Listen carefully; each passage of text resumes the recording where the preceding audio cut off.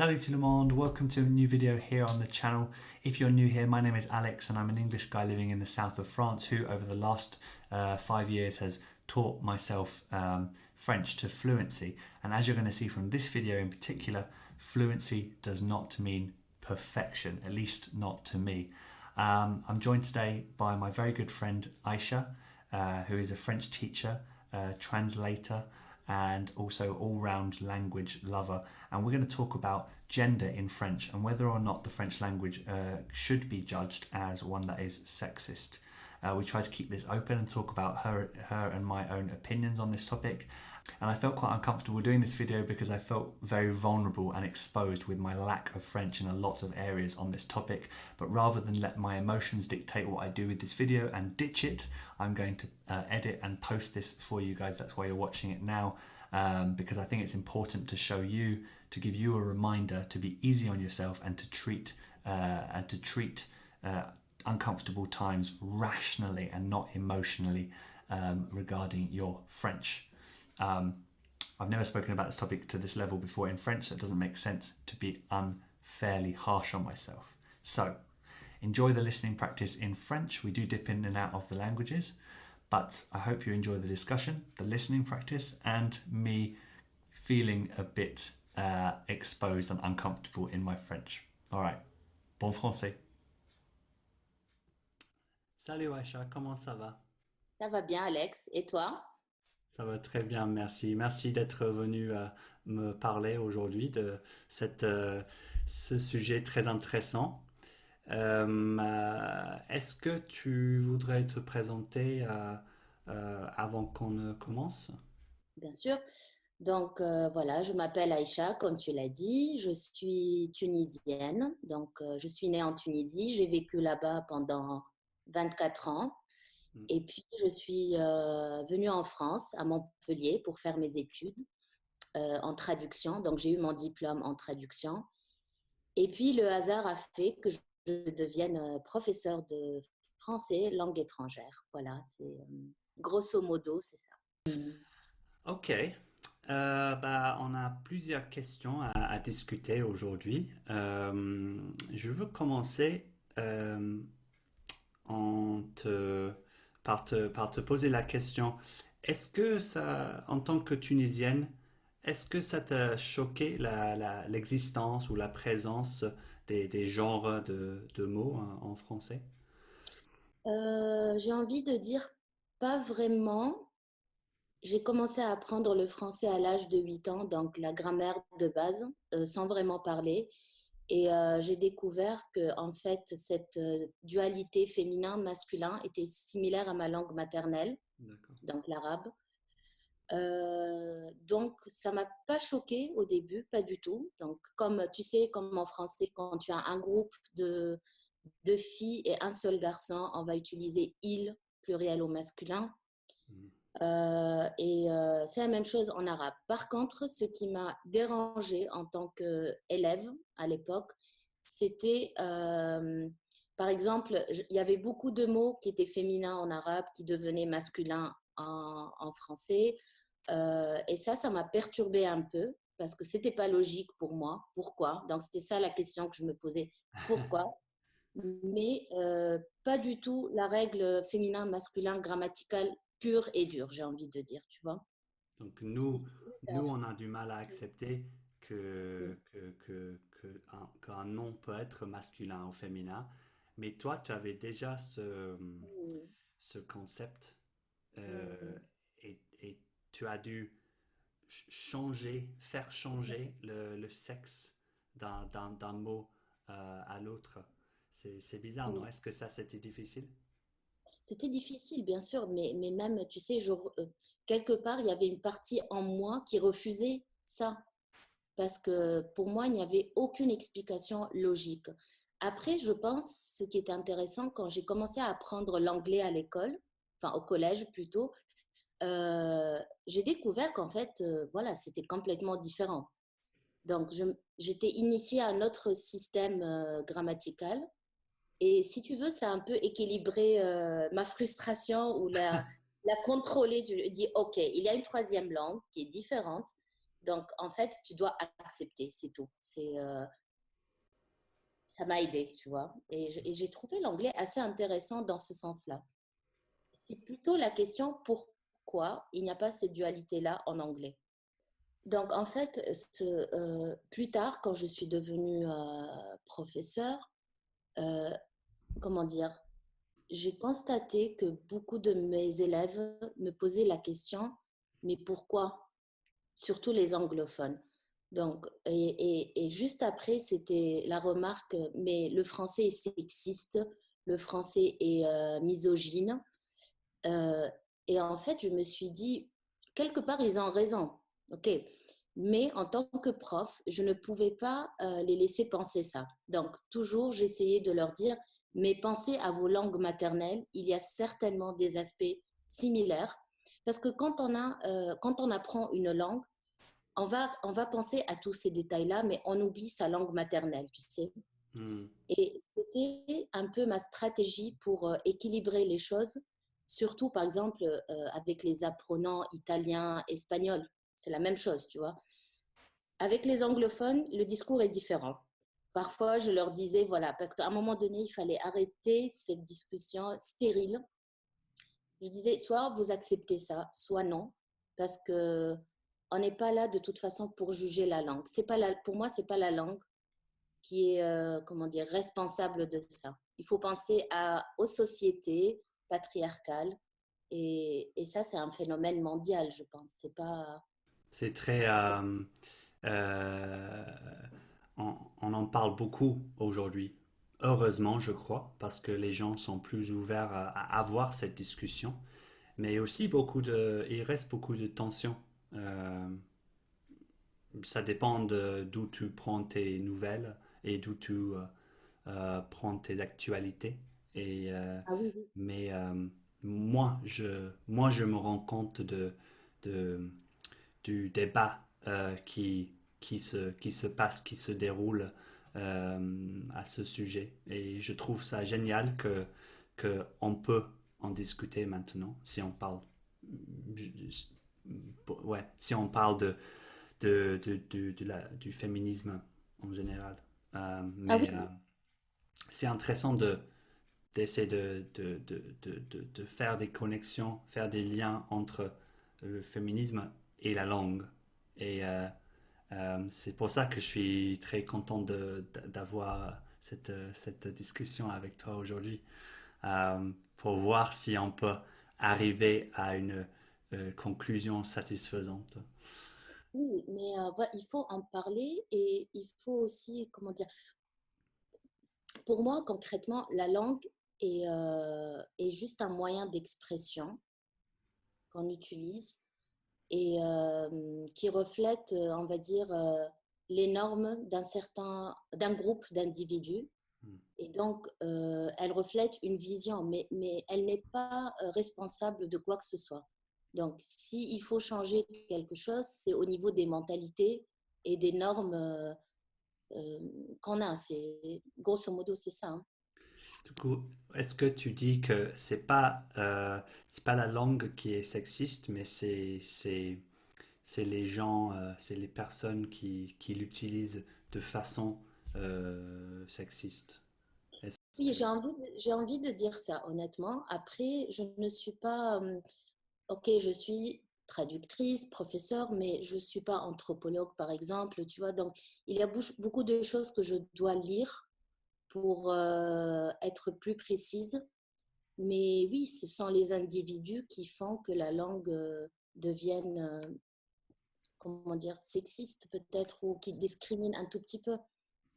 C'est. euh, ouais, mais aussi une question importante vient juste de me Mhm, venir, c'est mhm. à l'esprit, c'est mais si c'est le cas, si c'est la société, si c'est la culture, si c'est les individus qui utilisent la langue de manière sexiste, discriminatoire, euh,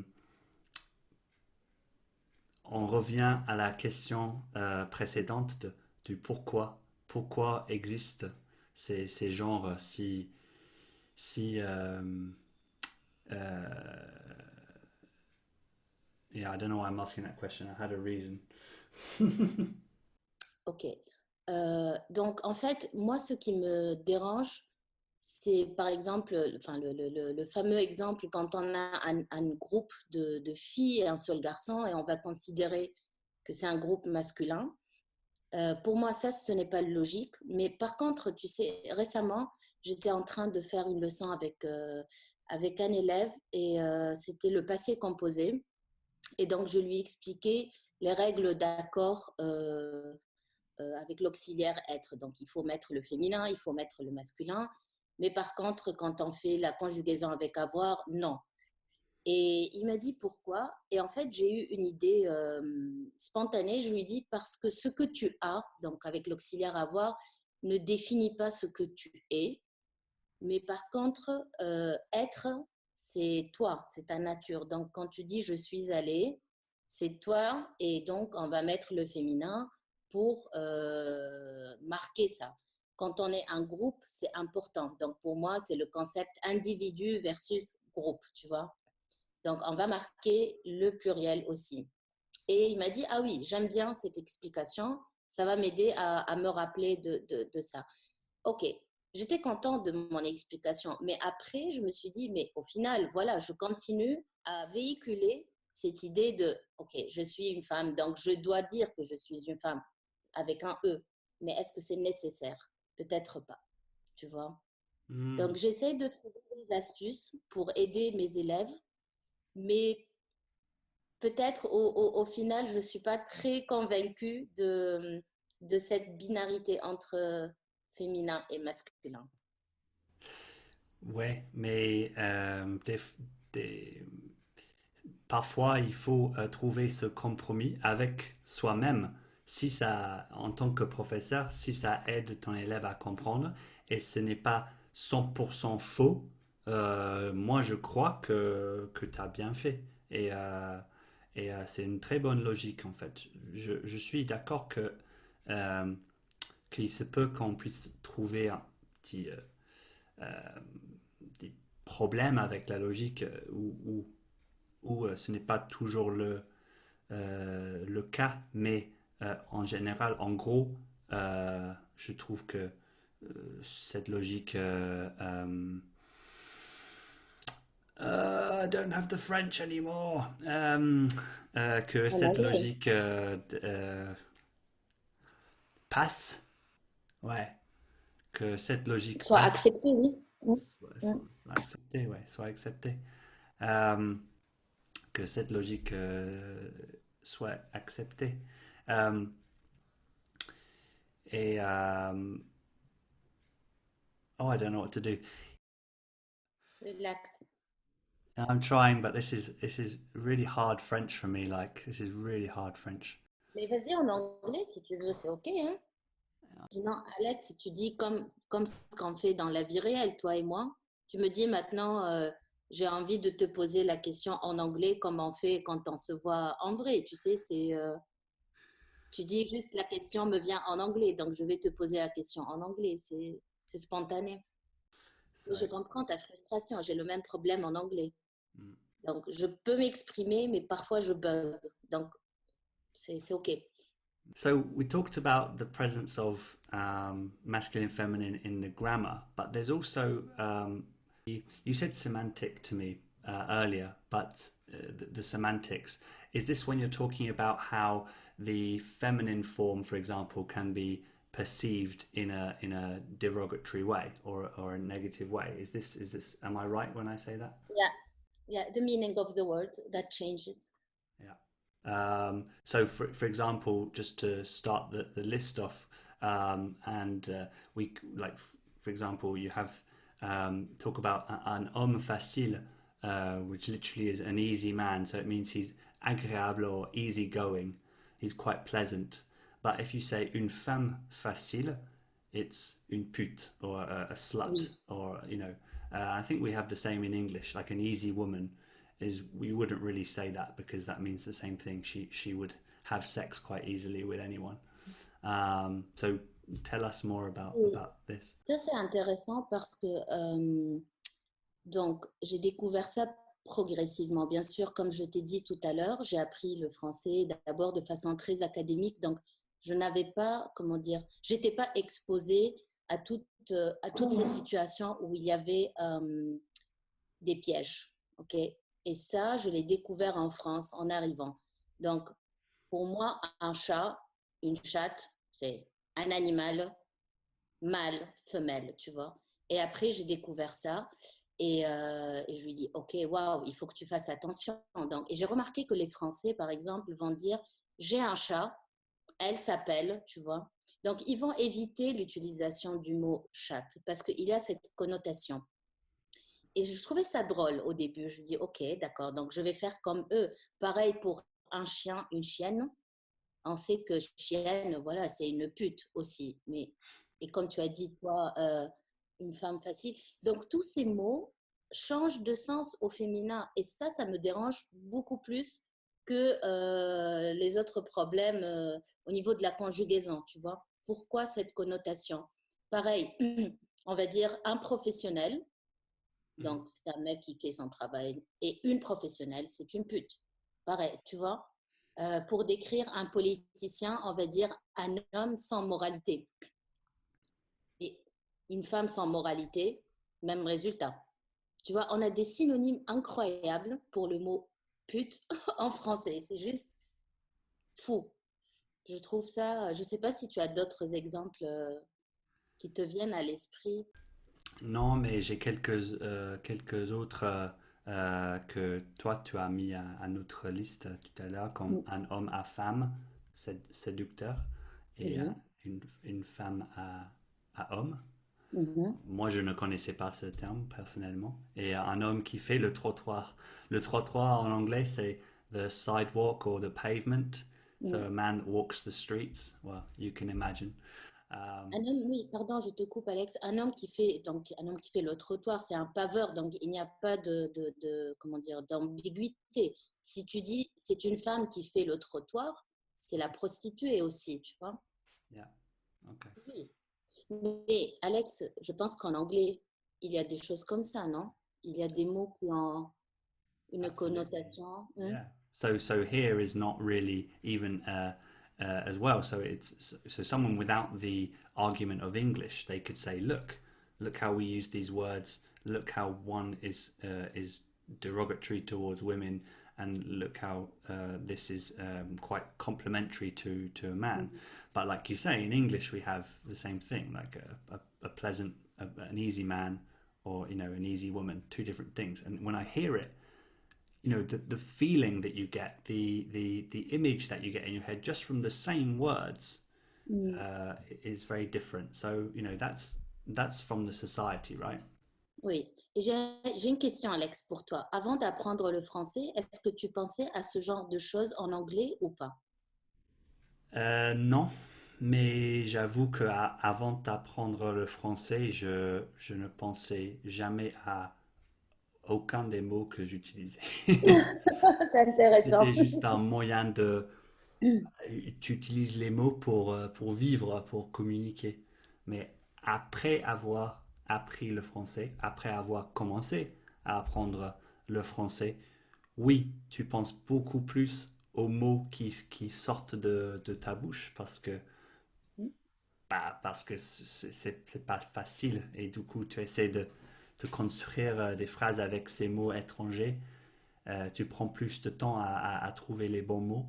Et Oui. juste en faisant ça naturellement, tu apprends plus euh, de la nature des mots et des racines de la mot et des mots et des sens et des utilisations et des conséquences d'utiliser ces mots, je trouve. Euh, Exactement. On devient beaucoup plus conscient de ce qu'on dit. oui, C'est vraiment pas mal. et ça c'est une super raison pour apprendre une langue. Tu deviens plus conscient de toi et des mots et que tu dis et donc de l'impact de ces mots. Et je pense qu'on devient des meilleurs humains. Ah oui, En j'allais dire la apprenant même ça. chose. Ouais. J'avais ça. en tête.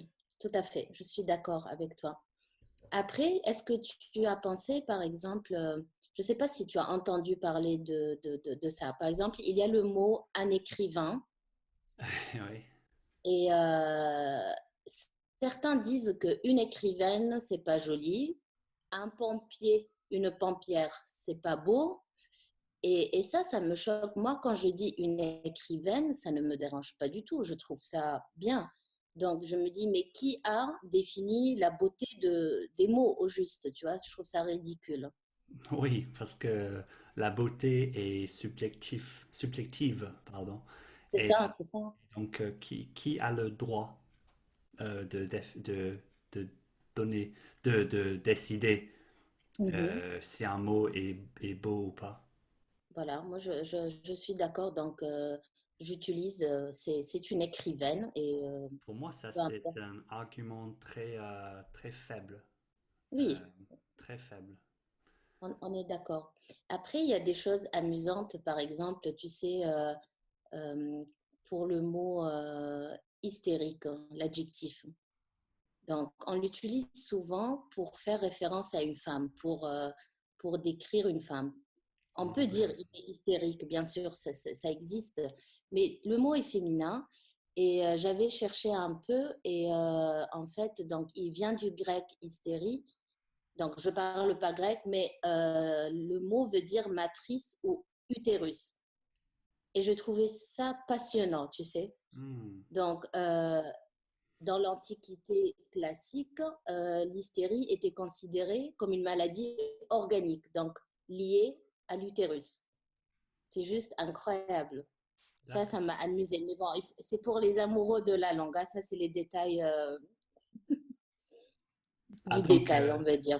et donc, si on utilise strictement ce sens, ce sens initial, original du mot hystérie ou hystérique, on peut dire que les hommes n'ont pas le droit à, à utiliser ce mot. On n'a pas le droit de dire d'un homme qu'il est hystérique. Oui, voilà. Donc, Il n'a pas de l'hystérie, utérus. non, elle est exclusive pour les femmes dans ce sens-là, tu vois. C'est drôle. Il y a aussi les autres termes, par exemple la phobie, l'obsession. Tout ça, c'est féminin. C'est intéressant d'étudier ça. Après, moi, ce qui me fait rire souvent pendant les cours, et je taquine mes élèves hommes, je leur dis la solution est au féminin en français, Ouais. mais le problème est toujours masculin. Et c'est parce qu'ils ont toujours du mal à se rappeler, tu vois, la solution, le problème. Et quand je dis ça, apparemment, ça marche, tu vois. Ils ne sont pas d'accord, mais ça, c'est mon côté un peu féministe, légèrement, légèrement. Rien de radical dans tout ça. C'est la- Voilà. c'est un exemple du sexisme positif. Là. Oui, oui, On est la solution. Et donc, exactement. C'est ça, c'est ça. Et après, voilà, il y a aussi les mots. On en avait parlé une fois, il me semble, tu sais, par exemple, les mots qui étaient les mots qui désignent des métiers. Donc, on disait avant un juge, même pour une femme, mais parce que pendant des siècles, c'était un métier exclusif pour les hommes. Maintenant, bien sûr, on dit une juge, un avocat, une avocate, mais je pense que tu m'avais parlé d'autre chose, tu sais, le préfet, la préfète, le boulanger, la boulangère. Je ne sais pas si... la boulangère. Et oui. qu'en fait, oui, le mot boulangère existe. Mais quand tu vas, et je vais le mettre sur l'écran maintenant dans la vidéo, euh, quand tu cherches le mot la boulangère dans le dictionnaire, tu trouves la définition la femme du boulanger. Intéressant. Du coup, c'est the wife of the baker is la boulangère. So the word exists, boulangère, the feminine version of the word baker, but it's not used to mean female baker, it's used to mean the baker's wife. Mm. Ouais. Mm. Il y a d'autres mots comme ça, Alex, non? Oui. Il Qu'est-ce y qu'on a? avait, je pense, la préfète pour la femme du préfet Hmm, et je sais plus, mais l'ambassadrice, je pense aussi. hmm. Ambassadrice, Donc mais... ça, Ah oui, oui, et la présidente. oui, oui. Et donc tout ça, en fait, ça doit être changé, je pense. Hmm. Mais je pense que les mots vont rester, Mhm. mais c'est les définitions qui vont changer. Ah oui, oui, oui, oui. Donc il faut faire une réforme qui permet, voilà, de supprimer ces entrées-là dans le dictionnaire. Ça sert à rien. Hmm. Et, Mais est-ce que... moi j'avais une question pour toi parce que il y avait quelqu'un qui disait que plusieurs métiers n'ont pas d'équivalent au féminin. Mais heureusement que c'est en train de changer. mhm. Pour toi, est-ce que ça veut dire que il y aura plus de métiers qui auraient un mot unique euh, au féminin? Qu'est-ce que tu veux dire par mot unique? Par exemple, un mot... Par exemple, euh, un mot distinct pour les femmes qui exercent ce métier, par exemple. sans que ça soit dérivé du masculin. Non dérivé, mais par exemple, on a médecin. Hmm. Le médecin, et même si c'est une femme, c'est un médecin. On ne dit pas une Mais médecin. moi, je le dis, tu sais. Ok. Je le dis parce que ça n'a pas de sens. Et il y a le mot docteur, doctoresse, ça existe aussi. C'est pas commun, on l'utilise pas beaucoup, mais ça existe. Mais honnêtement, j'ai toujours dit bah, une médecin. Et peu importe que ça soit correct ou pas, parce qu'il n'y a pas de raison de ne pas utiliser le féminin. Et je pense que c'est comme ça aussi que les choses changent. Il faut résister un peu, tu vois. Hmm. Si tout le monde décide d'utiliser le une, un jour, bah, l'Académie française l'acceptera. Maintenant, on va passer à un sujet hyper intéressant et hyper courant, je trouve, dans la société et dans la culture française. Et ça, c'est l'écriture inclusive. Euh, Tout d'abord, est-ce que tu connais l'écriture inclusive est-ce que euh, est-ce que tu peux essayer de nous en parler un petit peu? Oui, bien sûr. Donc, je connais l'écriture inclusive. On va dire que c'est d'actualité depuis quelque temps. Qu'est-ce que c'est? C'est-à-dire, on va écrire le mot. Donc, d'abord, la forme au masculin. Peut-être après, Alex, tu peux nous mettre ça sur l'écran. Par exemple, on va écrire les ambassadeurs, point. On va mettre RIS, donc ambassadrice, point S. OK. Au début, donc quand j'ai entendu parler de l'écriture inclusive, je me suis dit, waouh, c'est génial. Enfin, quelque chose d'utile, tu vois. Après, sous cette forme-là, avec les points entre les lettres, ça me dérange énormément visuellement parce que j'associe le point au point final de la phrase, tu vois. Donc, ce qui s'est passé au début, je commençais à lire des articles, par exemple, en ligne, tu vois, le monde.fr, le Figaro. Souvent, les journalistes introduisent maintenant cette forme. Je commençais à lire et franchement, au bout de quelques lignes, j'étais fatiguée visuellement de tous ces points. Donc, je ne sais pas si c'est juste moi. Donc, l'idée me plaît, mais pas avec les points. Peut-être, j'ai pensé, tu sais, aux parenthèses. Mais après, peut-être, certains ne veulent pas les parenthèses parce que la parenthèse, la femme est entre parenthèses, tu vois, c'est la métaphore de Hmm. encore la réduire. Donc, l'idée, théoriquement, l'idée me plaît beaucoup. Est-ce que moi, je l'applique? Pas comme ça, pas avec les points. Je ne pourrais jamais écrire comme ça. Donc, ce que je fais peut-être, c'est slash. où je vais mettre souvent, quand je vais écrire un article, je vais dire le traducteur et la traductrice. Je préfère écrire les deux mots que faire traducteur.ris. Ça ne me plaît pas. Mais ça, Ou c'est personnel. la traductrice et le traducteur. Ou bien ça, peu importe l'ordre. Honnêtement, je n'ai pas, ça ne me dérange pas, tu vois. Je ne veux pas devenir extrême. Parfois, je vais dire bonjour à tous et à toutes. Parfois, je vais dire bonjour à toutes et à tous. Mon rapport est paisible à tout ça, tu vois. J'ai pas, c'est pour ça que je te dis légèrement féministe.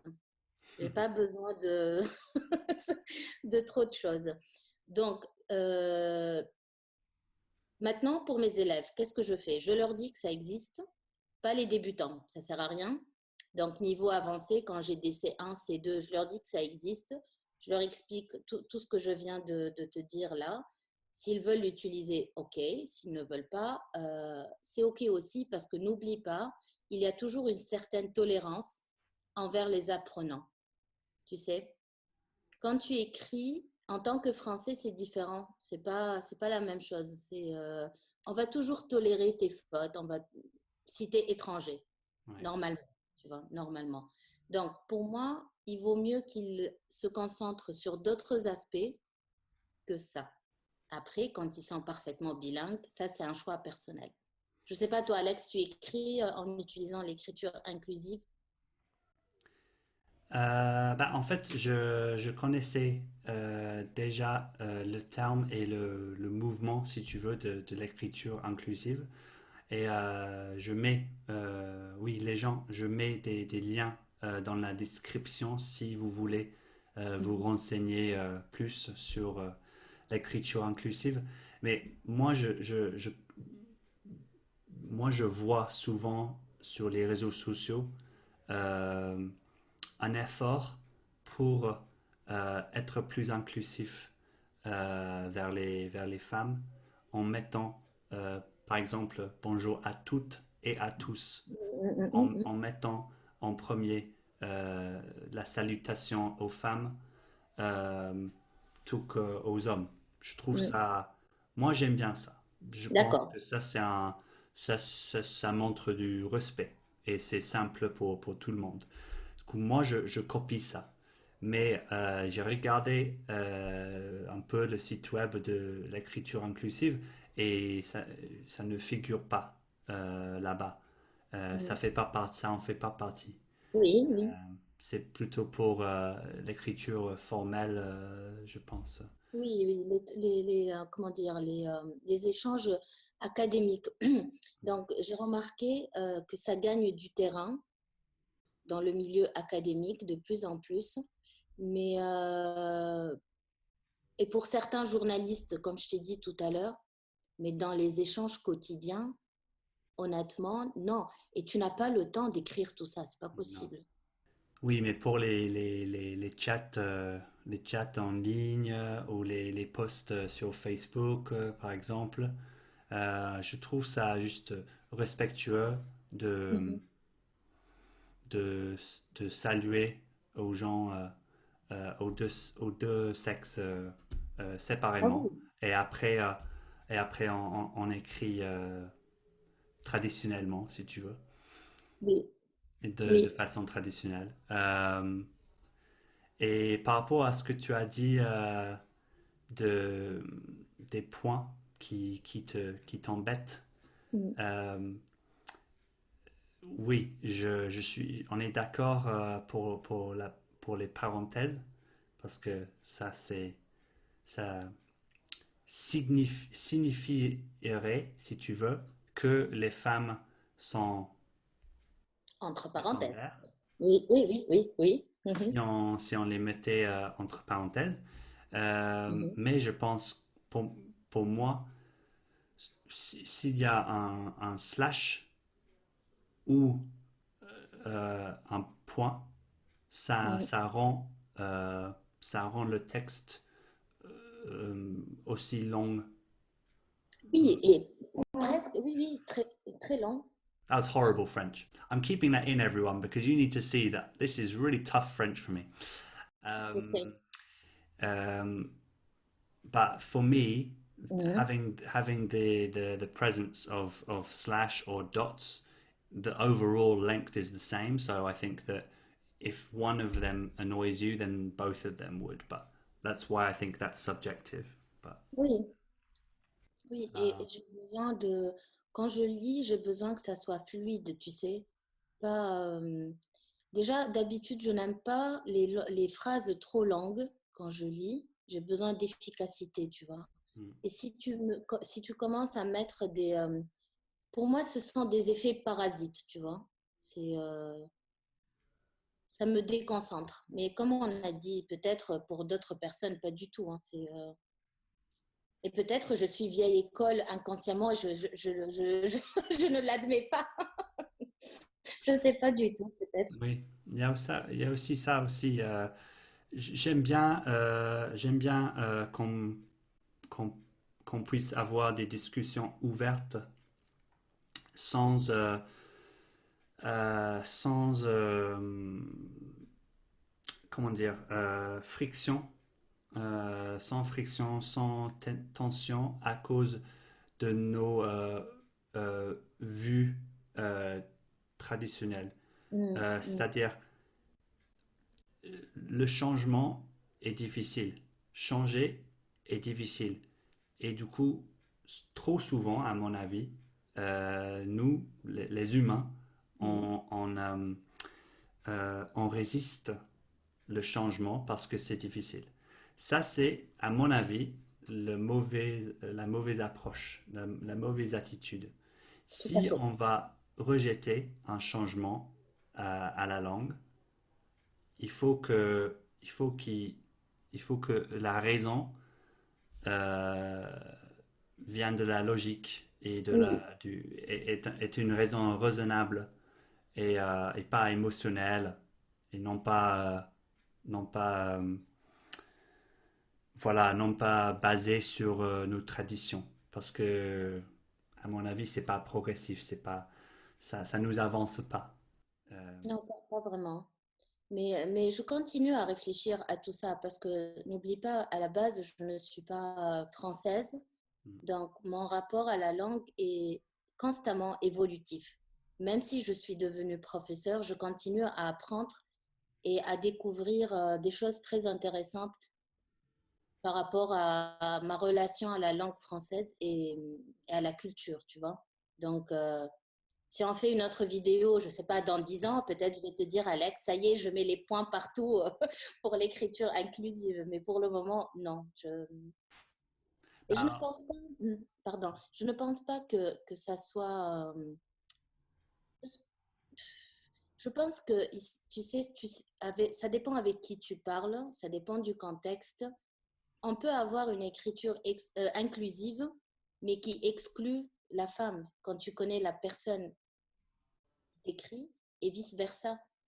Ça peut être, tu sais, un langage un peu masculin, mais tu sais que la personne t'apprécie et te respecte. Donc, il y a toujours le contexte à prendre en compte, je mm, pense. ouais, ouais. Et encore une autre raison pourquoi, une autre raison pour laquelle euh, c'est c'est génial euh, d'apprendre une langue étrangère parce que tu deviens plus conscient de ce que tu dis et comment tu agis, comment tu te comportes et les raisons derrière ça. Et je trouve ça très très intéressante, très très intéressant. Et je suis tellement contente de pouvoir avoir cette conversation avec toi maintenant parce que Mais je pense que c'est juste un début parce qu'il y a encore tellement de choses à dire. oui. Mais il faut qu'on creuse un peu plus, tu sais. Mm. Là, c'est presque une introduction à un sujet tellement complexe. Ah ouais, oui. C'est juste passionnant. Juste passionnant et en fait, euh, you see, guys. So to be upfront, this has been very challenging for me to talk about, not just because of the French, but because my opinions on this in English are not very well founded. So how can you expect to talk about something in French if you haven't, I don't want to use the word mastered, but if you haven't become comfortable doing it in English, right? So have that in your mind when you're judging your own French, because I'm quite uncomfortable through a lot of this conversation, but I'm I'm posting it because the overall discussion is very interesting, and every bit of practice you get moves you forward.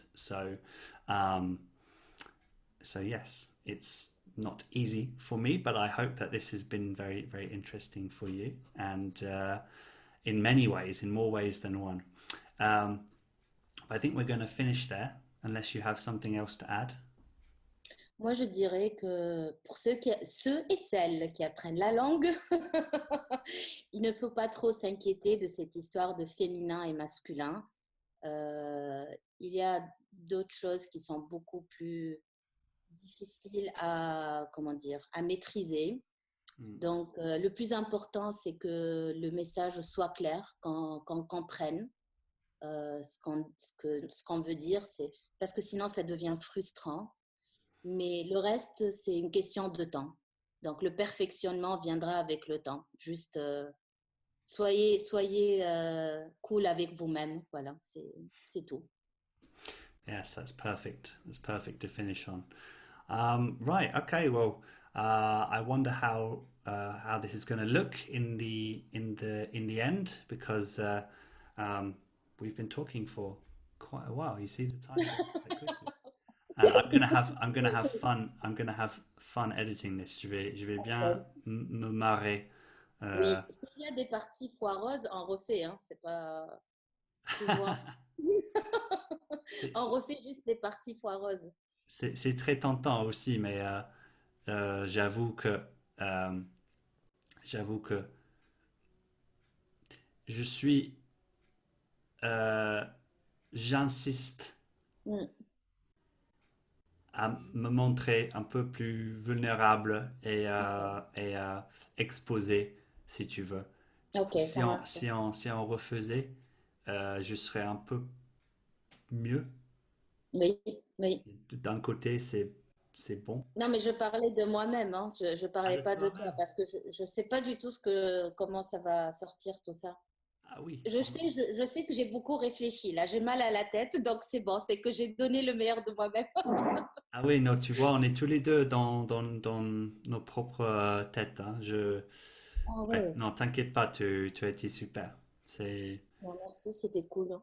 non, c'est cool. C'est un exercice intellectuel intéressant. Mais attends, on doit juste dire bye bye. On va dire Euh, bye bye. Attends. ouais. Ok, bah merci beaucoup tout le monde de nous avoir rejoints et d'être restés jusqu'à la fin. Et j'espère faire plein d'autres vidéos avec Aïcha dans le futur si ça vous a plu. Euh, dites-le nous dans les commentaires ci-dessous. Et merci beaucoup à toi, Aïcha, de Merci à toi, m'avoir Alex. rejoint. C'était un plaisir. C'était ouais, c'était génial. J'ai un peu mal à la tête là, j'ai trop réfléchi, mais ça va.